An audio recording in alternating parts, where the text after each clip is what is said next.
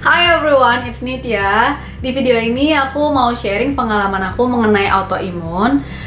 Awal tahun lalu, 2022, aku ngerasa badan aku jadi gampang capek, gampang lelah, kayak gitu. Bahkan di bulan Maret, April itu aku sakit yang nggak sembuh-sembuh ya, flu, batuk, terus ada demam juga. Sampai di bulan April itu aku nggak bisa puasa gitu. Padahal seumur hidup aku, alhamdulillah, aku selalu puasa saat Ramadan, kayak gitu. Jadi ya itulah gitu, sakitnya nggak ngerti lah kenapa nggak sembuh-sembuh pada saat itu. Kemudian di bulan Mei itu setelah mudik dari Bandung, aku ngerasa kaki kiri aku itu sakit banget gitu. Jadi mungkin aku pada saat itu asumsinya adalah ya mungkin aku kecapean nyetir gitu.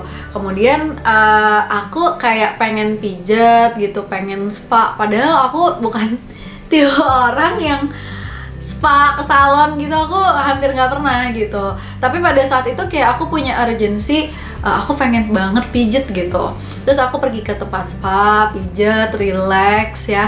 After 1 minggu gitu masih tetap sama, masih tetap sakit. Terus akhirnya aku minta orang yang bisa pijet untuk datang ke rumah, pijetin aku ya kan. Terus minggu depannya masih sama, masih sakit. Minggu depannya lagi juga masih sakit. Sampai mbaknya tuh bilang, Kak, ini nggak ada urat yang kejepit, nggak ada urat yang keriting, kata dia gitu. Mendingan kakak ke rumah sakit aja deh gitu kan. Siapa tahu mungkin ada masalah lain kayak tulangnya atau apa, dia bilang kayak gitu. Tapi bener juga sih setelah aku pikir-pikir ya, itu kan sudah 1 bulanan lebih ya. Biasanya kalau cuman kecapean 2 hari atau 3 hari itu ya udah istirahat sembuh gitu. Terus setelah itu aku putuskan ke rumah sakit ya gitu untuk cek ke dokter, dan dokternya bilang kayaknya kamu ini autoimun ya gitu ya, setelah tanya-tanya, setelah cek aku gitu. Terus aku ya aku nggak tahu apa-apa ya. Terus aku bilang apa itu dok? Aku nggak tahu autoimun itu apa gitu. Terus dokternya bilang hari ini kamu coba tes darah dulu aja gitu. Jadi kebetulan aku datangnya pagi dan aku belum sarapan ya. Jadi makan terakhir aku tuh makan malam aja. Jadi aku bisa tes darah gitu. Jadi pagi itu aku tes darah dan sorenya udah ada hasilnya. Kemudian besoknya aku datang lagi ke rumah sakit. Terus dokternya bilang ini LED kamu tinggi 70. Normalnya itu sekitar 0 sampai 25 gitu. Terus ya bisa dikatakan ini ada infeksi atau inflamasi gitu ya gitu. Kemudian dokternya nyaranin untuk tes darah lagi, tapi tes darah yang untuk ngecek autoimun, yaitu ANA profile, dan juga menyarankan untuk cek USG, karena menurut dokter yang namanya LED tinggi itu bisa jadi karena beberapa faktor gitu ya. Salah satunya tumor atau kanker. Cuman karena nilai cuma 70 gitu cuma 70 itu ya kemungkinan sih bukan tumor atau kanker gitu loh, tapi ya apa salahnya dicek kayak gitu. Hari itu juga aku dapat hasil USG-nya. Aku cek sendiri, aku baca sendiri ya, itu normal, nggak ada apa-apa. Kemudian untuk hasil tes darah ANA profilnya itu aku dapat 3 hari setelahnya melalui email. Dan ketika aku baca ya kan, ini apa gitu positif gitu. Terus ada disease association-nya itu Sjogren syndrome, lupus ya, sama satu lagi dermatitis apa gitu kan.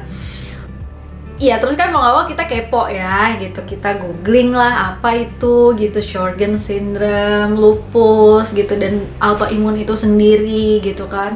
By the way, mungkin ada yang belum tahu ya, jadi autoimun itu kondisi di mana imun kita, sistem imun kita itu ya menyerang sel-sel yang sehat gitu. Harusnya kan dia menyerang virus atau bakteri atau benda asing yang berbahaya bagi tubuh kita gitu. Tapi pada orang dengan autoimun, sistem imun itu tuh kayak terlalu aktif gitu, kayak terlalu inisiatif untuk menyerang apa-apa yang sebenarnya itu nggak perlu gitu. Jadi kurang lebih kayak gitulah ya.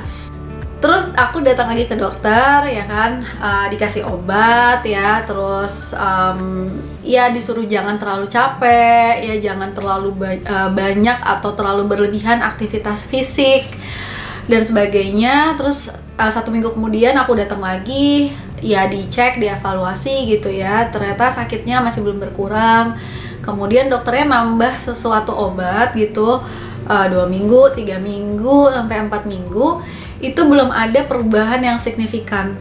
Setelah 1 bulan berobat ini bolak-balik ya, nggak ada hasil yang maksimal gitu, akhirnya dokter tersebut menyarankan aku untuk ke dokter spesialis alergi dan imunologi gitu, karena dokter tersebut merupakan dokter umum ya kan. Aku waktu sakit awalnya itu cuma sakit kaki aja, aku nggak tahu aku sakit apa, jadi aku ke dokter umum dulu.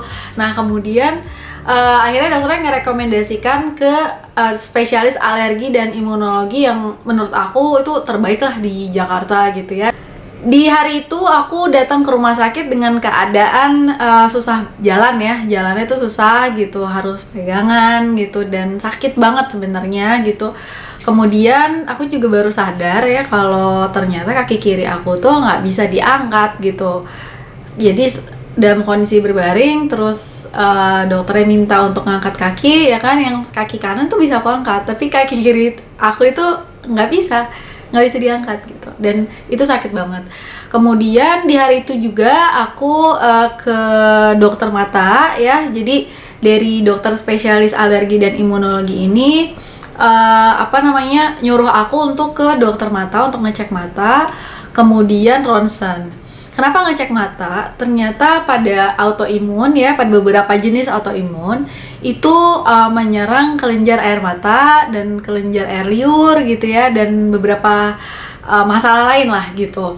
Nah, dan akhirnya aku baru ngerti karena 2 tahun sebelumnya aku sempat ke dokter mata ngecek. Mata aku tuh sering kering, sering perih, sering capek gitu ya. Bahkan aku tuh sering merasa aktivitas kerja aku tuh terganggu gitu, karena nggak bisa dengan nyaman kerja di depan laptop.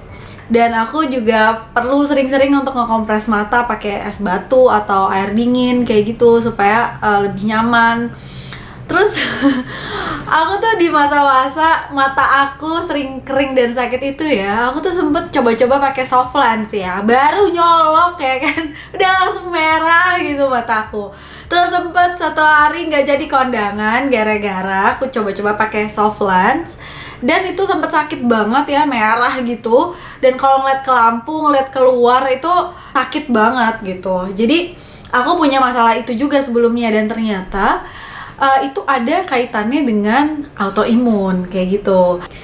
Terus di hari yang sama aku juga ronsen gitu, intinya dokternya bilang ada dislokasi. Kemudian aku ke dokter fisioterapi juga, dibilang kalau ada defisiensi kalsium dan vitamin D3 dalam jangka waktu yang lama kayak gitu.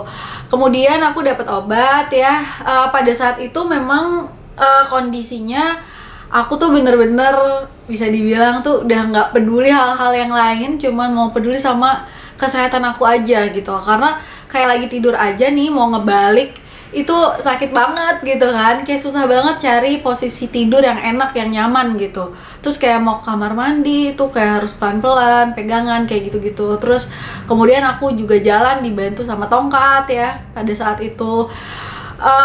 Jadi aku udah nggak mikirin lah, ibaratnya udah nggak mau mikirin kerjaan gitu, udah deh terserah, bodo amat gitu.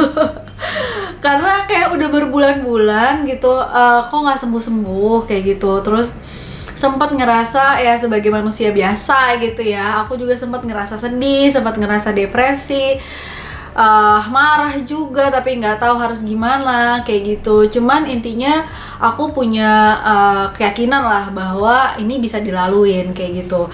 Dan juga ternyata memang hikmahnya luar biasa baik ya untuk aku. Jadi sejak saat itu aku akhirnya jadi belajar untuk lebih concern sama kesehatan aku, jadi lebih peduli sama kesehatan aku gitu.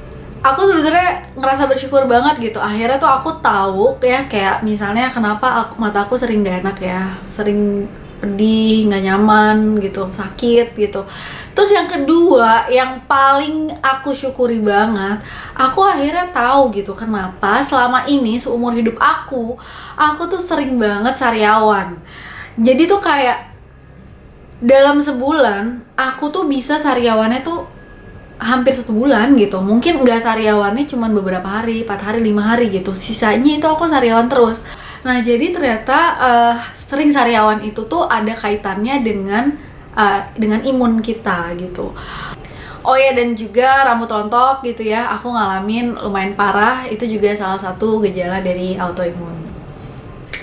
Saat ini berarti aku udah 8 bulan ya menjalani pengobatan ya. Alhamdulillah banyak banget perubahannya. At least aku sekarang udah bisa nyetir dengan enak, udah bisa jalan, udah bisa ke mall ya. Walaupun aku tahu kalau aku jalan ke mall tuh seharian, besoknya aku biasanya besoknya langsung kecapean kayak gitu. Jadi tapi at least aku udah bisa ke mall, udah bisa jalan-jalan gitu, udah bisa nyetir dan sebagainya kayak gitu. Cuman memang belum 100% recovered gitu, belum 100% aku sembuh.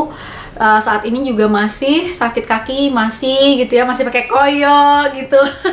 Aku pikir aku pakai koyo karena benua alami, ternyata karena autoimun. Dan masih hati-hati kalau harus angkat barang-barang yang berat gitu, karena itu bisa kayak bikin lutut itu sakit kayak gitu.